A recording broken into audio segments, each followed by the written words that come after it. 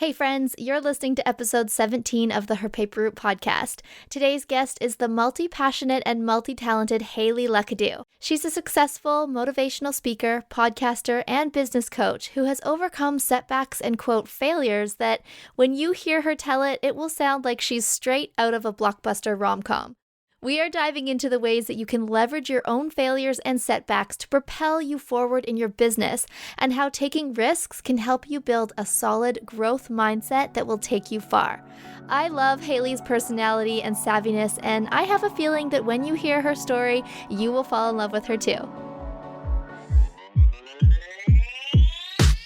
You're listening to the Her Paper Route podcast, a show all about money and entrepreneurship with host Chelsea Clark. Chelsea is a marketing strategist and the founder of herpaperroute.com, a friendly and supportive hive for ambitious, passionate entrepreneurs like you to learn how to growth hack your idea into a profitable business. We encourage you to fearlessly tackle your wildest goals. We know that as your own boss, you can deliver your unique message and make more paper. You just need a plan. Here's your host, Chelsea Clark.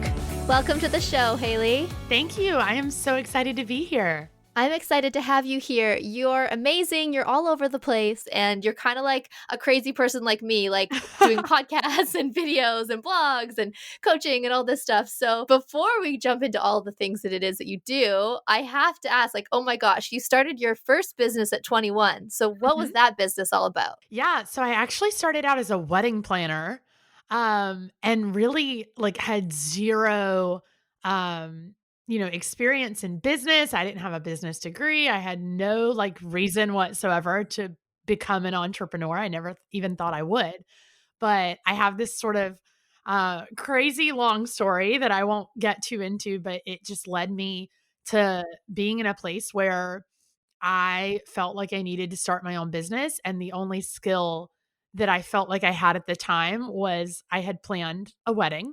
And so I was like, I could do this. I could plan it for my friends. And it was really more of a let me do this until I figure out what I'm going to do next. But it turned into a real business. And I did that for 6 years. And in the middle of that, launched a second company too. And it's been crazy. But yeah, I started as a wedding planner. So very different than what I'm doing now. That's so cool. You have a passion. You're like, I can do this. And then you go and you do it. Yep. And you said that you started a second company at the same time. What was that one? Yeah. So about 3 years into my wedding planning company, I had really figured out that the thing I loved about running a business was the actual aspect of running a business. I loved planning weddings, don't get me wrong, but that was not really where my passion was lying. And I really loved the whole back end of running a business, the marketing, the social media, all of those things. And so about 3 years into running my wedding planning company, I started helping some other wedding professionals that I knew with those aspects of their business. And everybody told me I was really good at it. I was so helpful. I should absolutely be doing this for a living, all of these things. So I went to my husband. I said, I think I'm going to start a second business. And he's like, doing what? And I said, helping other people run their business, of course. That's a thing. I could do that. And so I started this virtual assistant company just by myself, sort of out of the blue. And it just instantly took off. I don't want to make out like I didn't have to work really hard for it, but it just, it happened so much faster than I anticipated. And over the years, we've transitioned that company. My husband now works part-time for that company, and we've transitioned it so that it's now more of a digital media company. And we're really focused on helping entrepreneurs grow their online presence, because those were the services that I was really focused on, that I really, found my passion in helping with. And so I've been doing that for about 3 years now. And that took off so fast, along with the other things that I'm doing, that I actually ended up having to stop planning weddings very early last year. So that was somewhat bittersweet, but very exciting at the same time, because it's just been a crazy journey to get here. And now you have more time to focus on the thing that you're truly passionate about. Yeah. Did it feel like when you started the second company, did you feel more lit up, like this was the thing that really excited you? I think it's kind of crazy, because I'm one of those people who, even as a kid, I was very multi-passionate. I wanted to do everything. My mom put me in dance when I was like 2 years old, and I loved it. I was crazy about it. I never wanted to give it up, but at the same time, I really wanted to play baseball and basketball and do gymnastics and be in every club at school, and my mom was just like, you don't I we don't have time because I have to drive you all these places, so you have to choose." But I've been like that my entire life, and so, yeah, every time I start something that's somewhat new to me, I feel like, "Oh my gosh, this is the thing that I'm supposed to be doing." But I just feel like there's a lot of things I'm supposed to be doing. I'm a motivational speaker, and I feel like if I had to choose one thing, that would probably be where my biggest passion lies, because I just love getting to speak to people and light them up and sort of, light a fire in them to go out and dream bigger dreams and do more with their life.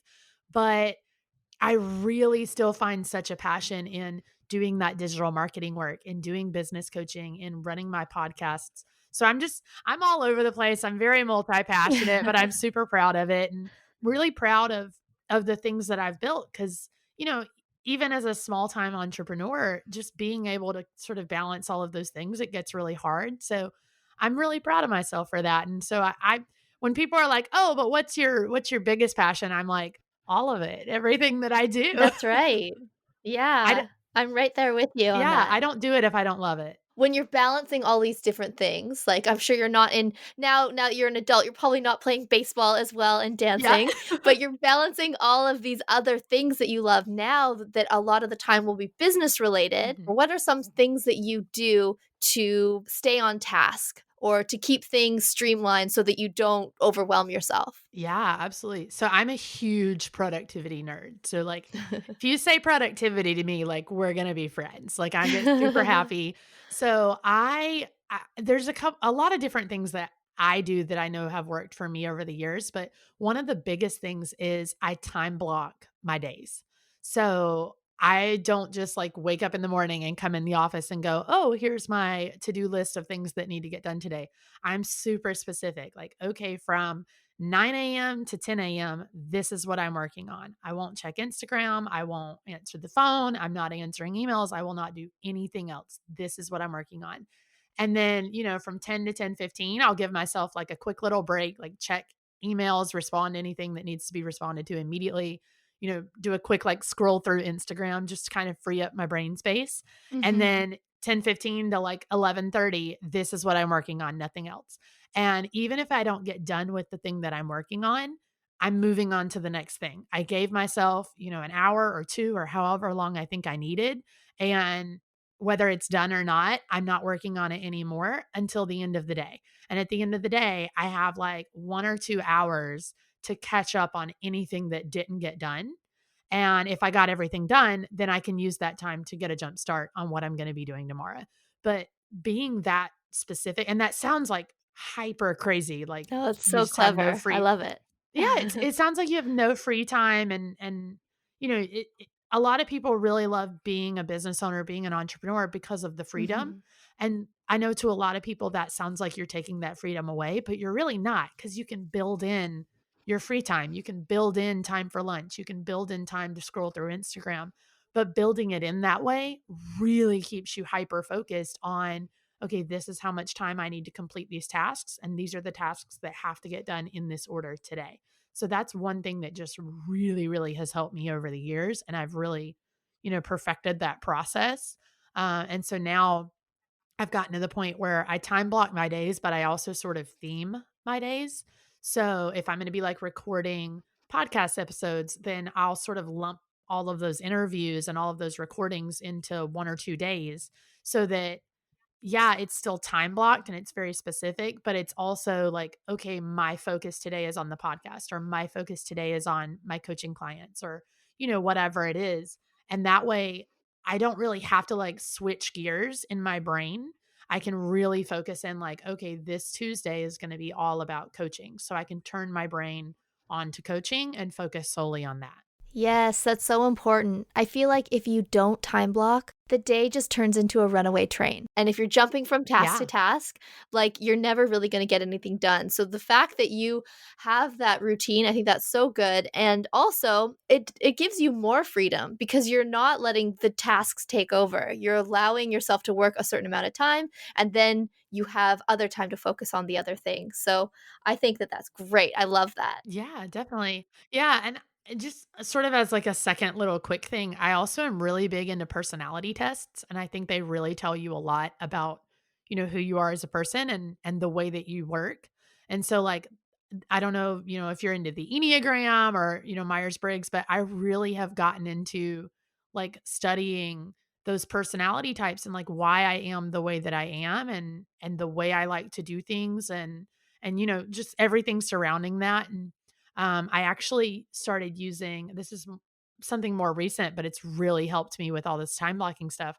I started using the Evo planner Mhm. and I love it because you actually take a quiz before you buy the planner and it matches you up with a certain brain type. There's 4 different types. And then the planner is actually like customized to your brain type. So it like there's just certain spaces like for me for my brain type, there's certain spaces for like a brain dump. And it's really focused on to-do lists and like super hyper organized. But I know there's a different planner that's very focused on like wellness and having free time and Mhm. uh, being creative and all of those things. So that's just one little tool that I love to recommend because it's helped me so much, especially lately, with just really being very productive, very aware of my time, and very intentional with my to-do list and my goals. That's awesome. And how important do you think that mindset is for being successful in business, in yours and in business in general? 100%. I used to it's really funny because I used to be the person that's like, "Oh my gosh, mindset doesn't matter. Like that's just a bunch of kind of, woo-woo, crazy, whatever." Like I thought nothing of it. But when I really started diving into personal development, which is really around the time that I started saying, I want to speak on stages, I want to be a motivational speaker. I started diving into personal development, going to conferences, listening to podcasts, and it really grew on me. And so now I really teach a lot surrounding mindset because the second that I shifted that in my brain is the second that I feel like everything changed for me. I instantly got more revenue, I instantly got more clients, I got more successful. I felt more in control of my day and my time and the goals that I was going after. And so I think it's 100% like if you're not in the place where you've got the right mindset for the things that you're trying to achieve, then you're never going to achieve them. You don't necessarily have to have a bunch of money to start a business. You don't necessarily have to have connections. You don't necessarily have to have the skills. You can learn the skills. But mindset is one of those things that for some people it takes so long to get over those hurdles in their own head. So if you can really get the mindset piece down from the very beginning, I think you really start to see a shift and start to see a change in the way that you're going after your goals. There is a ton more coming up on today's episode, but first, I want to quickly thank our sponsors for making this show possible. My go-to project management tool has to be HoneyBook. It handles my clients, my projects, my invoices. It also has contact forms and questionnaires, appointment scheduling, and task management, and keeps me on the ball so I never miss something important. And everyone listening can get a free trial of HoneyBook by going to herpaperroute.com/honeybook. And if you decide to upgrade, you will get 50% off your first year, which is a savings of $280. There has never been a better time to start a blog. And not just any blog, but to start your blog as a source of revenue so that you can make more money online. I want to simplify the process of blogging for you. That's why I've created the Her Paper Route blogging toolkit. Go to herpaperroute.com/toolkit and you will get free access to my blogging resources, including how to start a blog training, a full online course with over-the-shoulder video tutorials of me showing you how to do everything step by step. You'll also get ebooks, cheat sheets, and some awesome insider blogging secrets that you just can't get anywhere else. And you'll find it all for free at herpaperroute.com/toolkit.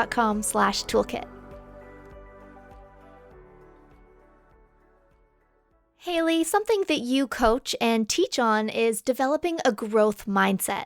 So as entrepreneurs, what do we need to know about a growth mindset? Absolutely. There's really two different kind of mindsets. There's growth and there's limited. And limited is when you really attribute what you are able to achieve to the things that you currently have. So if you sit around and you say, well, I would love to do this thing, but I can't afford it, or I would love to do this thing, but I don't have enough time. Any kind of stipulation like that, that's a very limited mindset. And so a lot of what I teach and coach on is about building a growth mindset. So really getting in the space of changing the narrative in your own mind for what you're able to pursue and what you're able to achieve. So a lot of my clients come in saying, well, I started this business and I'm really passionate about it, but I feel like I'm not seeing more revenue or more clients or more customers because it's such a saturated market or because everybody's already doing this thing that I really want to launch. And again, that's a really limited mindset. So a lot of my clients, we focus on, okay, changing that narrative to, yeah, okay, maybe it's a saturated market, but nobody's doing it the way that you're doing it. And nobody has this like special little spin on this product or this service, or, nobody has your same personality and flair that they're going to infuse into it. And it's kind of like writing a book. There's 1,000 books out there. I mean, there's so many books, and every single year there's more and more and more books. But yet, people are still writing books. People are still getting published. People aren't just throwing in the towel and saying, "Oh, well, we have millions of books already. We don't need to write anymore." No, they're still doing it, and we're still buying them as consumers. You walk into a Target, you find a new book, or maybe you listen to an audiobook or whatever, but my point with that is people are still doing it because people are still buying it. We love to read a new author's take on something, even if it's an idea we've heard 1,000 times. We love to hear new stories, even if they're similar to a fictional novel we read 3 years ago. And so if you start thinking of your business and your life and your goals the same way that you think of authors writing books, you realize that yeah, maybe somebody already did it. Yeah, maybe, it's a saturated market. Maybe you don't necessarily have enough money to build it up where you want it to be yet. But that yet is what matters because nobody's going to do it like you, and nobody's going to have that sort of signature personality that you've got that's special to you as an individual. And if you sit around and you say, well, I don't have enough money, I don't have enough time, I don't have enough skills yet, anything like that, then you're just constantly building a limited mindset, and limited mindsets create limited results. If you sit around and you say, I don't have enough time, then you're never going to have enough time. If you say, I don't have enough money, then you're never going to have enough money.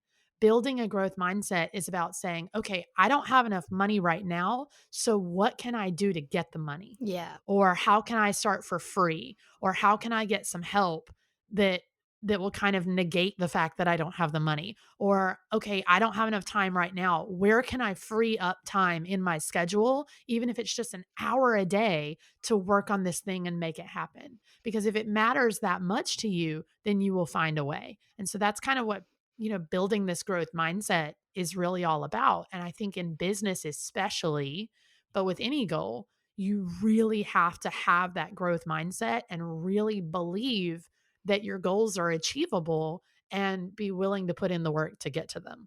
I totally agree, and I work with a lot of people at different stages in their business, and you really notice a big difference between those two mindsets. The people who, sure, they might not have the money right now, but they're like steadfast, they're going to make it happen because they're going to find ways to make it happen. They're going to trade, they're going to barter, they're going to, give their skills for something so that they can learn something else. Like there's always a way to make it happen if you really want it to happen and you're willing to put in that work.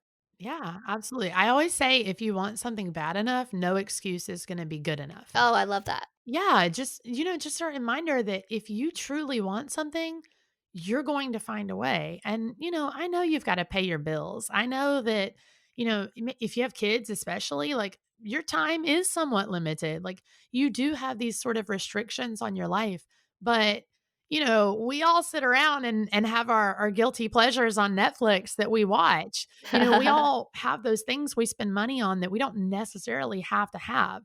So if it really matters to you more than the Netflix show, if it really matters to you more than the new sweater you just bought, then you'll save that money or you'll find that time and you'll find a way to do it. Totally. And you had mentioned in the beginning of our chat when you started your second business, things started to kick off pretty fast. But we Mhm. all know that, of course, there will be struggles and failures along the way. So I would love to hear from you what sort of struggles you battled or failures that you overcame on your journey to the place that you're at right now. I said I got into business in an interesting way. And long story short, it was basically I was in my last year of college and I was engaged to a guy that I had been with for 6 years. And 1 month before our wedding, he just up and left with Oh my really no God. reasoning. And in that same week, I found out that my financial aid for school had been cut. And so basically, I couldn't afford to finish my last year of school. This sounds like the plot of a movie. You should be, I you know. should I have know. this ready to go for whoever's listening that's a movie producer. I know, my husband says that all the time, but it's true that it all happened in the same week, and the only skill I had was that I had just planned this wedding that didn't happen. So, that's how I got into wedding planning, and so I kind of I looked at it for a long time as my business started out of a failure. I had a failed relationship and was a college dropout. And 3 years in, when I started that second company, it took off so fast and I was so impressed and I attributed it all to myself. I was like, "Oh, I'm so good that everybody wants to work." I got really cocky, but I was like, "I'm so good that everybody wants to work with me and I'm clearly the best." And, even though I've been doing this for 2 solid minutes and I'm gonna make so much money doing this. The problem is I didn't have the mindset piece yet. I was not diving into personal development the way I should have been. And I did get cocky. And a couple months in, it had gotten way over my head. I had taken in so many clients thinking, oh, I'm going to take on everybody that comes my way so I can get all the money, except I didn't actually have the time to fulfill all of those clients. And couldn't actually really spend the time that I needed to spend with each one for them to really feel like I was worth working with and worth the money and have a really good experience with my company. So, I got way in over my head and now I teach a lot about, sometimes you're sitting around and you're waiting on something to happen and you're waiting to achieve your goal and you feel like it's taking forever, but the fact of the matter is you're not ready for it yet. And that was very much me. I wasn't ready for it Mhm. yet. I was very much in over my head. And so there were massive failures and massive errors in judgment with starting that company that I didn't even necessarily have with my first company doing wedding planning because that took off pretty steadily and it was nice and it was a great launch into business. And yeah, I had my struggles and my learning curves, but overall, I felt like it went well. This was supposed to be my second business. I was supposed to know what I was doing by now. And so to have all of these mistakes and all of these errors in judgment that I had, it, I really beat myself up over it. And that's really why I started diving into personal development and this whole mindset piece and all of this stuff because I felt so frustrated with myself and so disappointed in my own skills and in myself as a business owner. And so there was a lot of diving into that. But, I'm still making mistakes. Every time I try something new, it's like starting over. The first time I got on stage, I had never done that before. That was very different to speak to a very large audience. The first time I launched a podcast, like my first episode of my podcast is still up. And every once in a while, when I really need a humbling moment, I go back and listen to it because it's just that bad. And it's fine. I've learned since then how to edit. I've learned, how to be a great host of an interview show. I've learned how to ask the right questions. I've learned how to do all of those things. And so you learn as you go. And I Mhm. think that's what's really important to remember is that nobody starts off really good. Even when you think you're really good, you're not that good. Yeah. And that was the reminder that I needed was, yeah, you might have the natural raw talent. You might have a couple of the skills. You might naturally be good at this thing, but you are not yet where you need to be to really be successful, to really run the company, to really achieve the goals that you want to achieve. And even if you're sitting here like me and you're 6 years into business and you feel like you've got it all together and you know what you're doing now, you still are going to have goals that are bigger than where you are at right now. Yeah. So any goal, any business, anything like that, it's constantly growing and constantly learning. There's never actually an end result. You get something and you achieve a goal and yeah, you're happy about it, but let's face it, you're going to set another goal. Like even if, you've reached your revenue goals and you're really happy with this business and you don't ever want to try anything new because you love your business, odds are you're going to set a new revenue goal. You're going to say, okay, we reached $100,000 in revenue this year. Let's go for 150 next year. So you're always going to have more goals that you're not currently ready to achieve. You've got to keep learning. You've got to keep growing. And I think that's what failure and mistakes and those errors in judgment are all about is to really teach you the things that you don't yet know. To get you to the next step so that you can handle the next Absolutely. thing. Yeah, Yeah. just like you said, it keeps on growing and changing, and you're never really done. There's always a next step to learn and tackle, and then there's a bigger one to tackle right around the corner. So that's part of the excitement too of business. Yeah, absolutely. Ensuring that your website is legally compliant does not have to be confusing. Lawyer Amira at A Self Guru has created a legal template bundle for bloggers and entrepreneurs that covers your privacy page, your terms and conditions, and your affiliate disclosure page. She also has a whole legal store of every other type of contract and template that you could ever need. Go to herpaperroute.com/legal bundle to discover Amira's contract shop.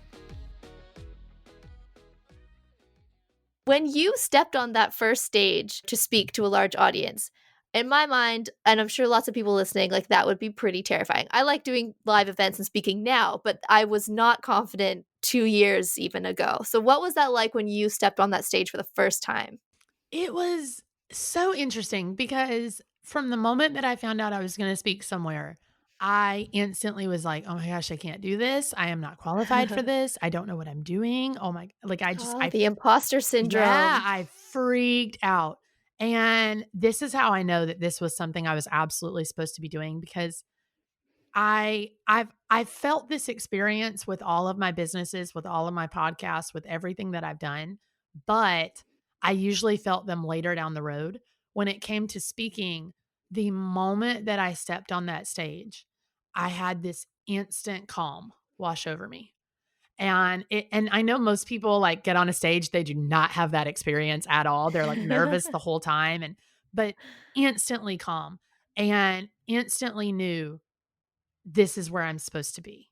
And started talking and not that I didn't like mess up and stumble over words or forget what I was supposed to say or anything like that cuz I absolutely did, but it didn't even phase me. When I made a mistake, I just moved right past it. And usually in business, I'd be beating myself up over it.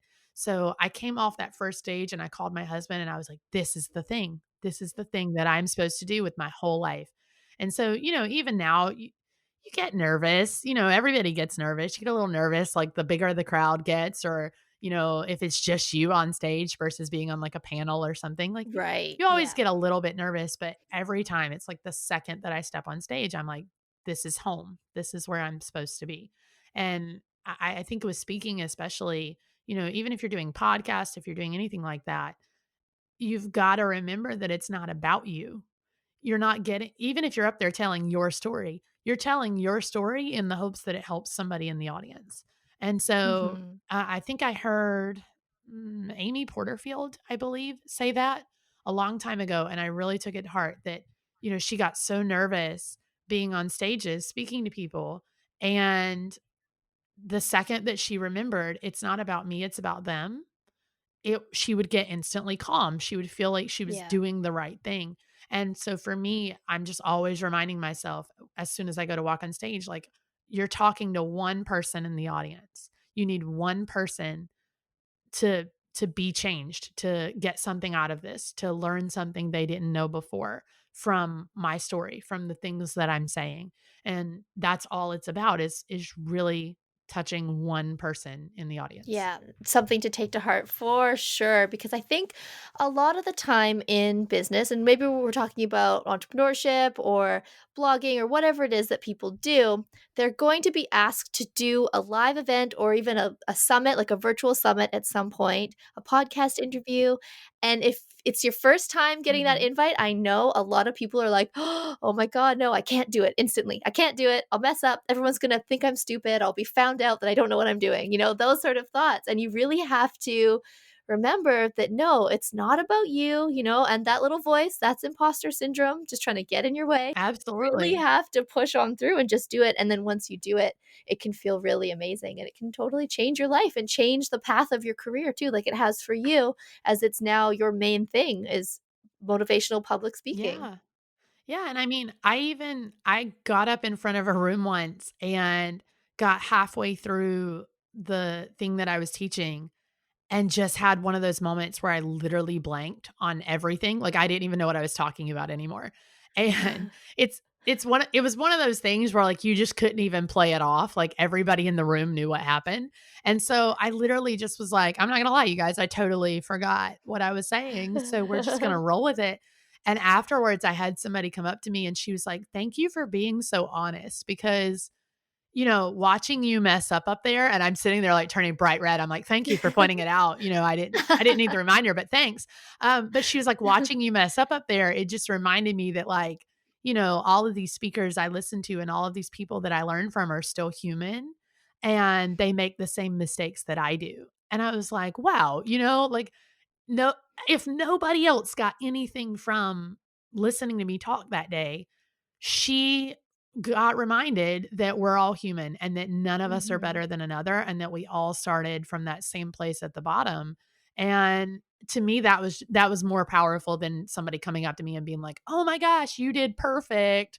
I learned so much. I took 10 pages of notes." So that was such a powerful moment for me. And so now I'm always reminded of that, that if I go out there and I mess up, you own it, because most people are going to be pretty impressed that you are willing to own your mistakes and Yeah. make fun of yourself and make light of it. And they relate to that more than, if you're picture perfect and everything's, excellent all the time. Yeah, oh, totally. Definitely makes you more human, and it lightens the mood too. People can be like, "Oh, yeah, we can just laugh it off," and people are like, "Yeah, I could totally make that mistake too," and it really isn't a big deal because it's not what it's about. What are you working on now? What's lighting you up at this moment? Got some big things coming up in the next, like, year or so, a couple of them that I just, like, haven't even announced yet, so I'm so freaking excited to, like, work on these projects and get them out into the world. But I'm currently in the process of really, like, re rebranding and relaunching my coaching program. So I started out doing business coaching and just basically was like, bring me your problem and I'll help you solve it. And so it's a lot more structured now. I've really found my focus and found, just those ideal people that I really want to work with. So really focused on honing in on that right now, really focused on growing the podcasts. I mentioned my podcast earlier. It's Females on Fire, and it's all about business, and I've been doing that for, like, a year and a half. But my husband and I actually just launched, like, literally a couple weeks ago, relationship podcast too. So it's called Best of Luck. It's a play on our last name, and because we're wishing you the best of luck in your relationship and trying to give you the best advice that we have. But I love that. it's been interesting because he has such great insight, but he is not a podcaster at all. So I've been working with him. I'm like, no, you have to sit closer to the microphone, and you have to do this, and you have to do. So we're batching out like a million episodes for that right now. So those are just a couple things, but it's a different day every day. So I'm never working on the same thing twice, I think. That's very cool that you guys are working together on that. Yeah, yeah. He's my favorite person to work with by far. It's interesting because I thought it was going to be so easy for me being a podcaster and knowing what I was doing. But when you're working with somebody who's not a podcaster and it's the first time that you're podcasting with someone who's in the same room with you, it's an entirely different experience. So I'm like, now I'm back to square one and learning how to adapt to this and learning how to, work with him and all of those things. So we're both learning. So it's an experience for sure. Well, that's good. That's the whole point of it. That's everything. Like we were Yeah, talking about with the learning and the changing, and it's going to take you guys to the next step, and it'll keep on snowballing from there. absolutely. So, in addition to the Best of Luck podcast, where else can we find you online? Yes. So you can find me online. I'm at hayleyluckadoo.net. That's Hayley with 2 Y's. And I'm on pretty much every social media platform, but I'm really active on Instagram the most. And I'm just at Hayley Luckadoo on all social media channels. Very cool. Man, I think we all struggle with very similar things in business in this journey that we're on. So, it's really awesome to hear you share your experience. So, thank you. Thank you. Thank you for having me. This was so much fun. And you're such a great host. So Oh, thank you. I've had a great time.